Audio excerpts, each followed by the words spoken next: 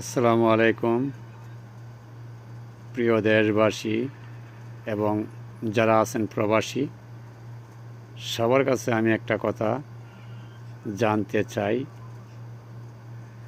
দুনিয়া ও আখেরাতে সবচেয়ে বেশি আপন কে?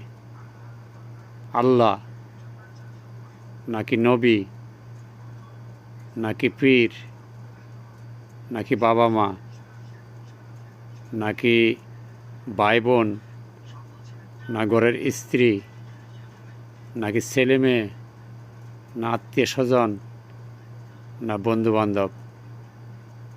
যারা জানেন সঠিক জবাব দেবার চেষ্টা করবেন।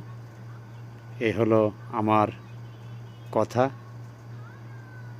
সবার প্রতি দোয়া ও সালাম। আসসালামু আলাইকুম সালাম রাহমাত।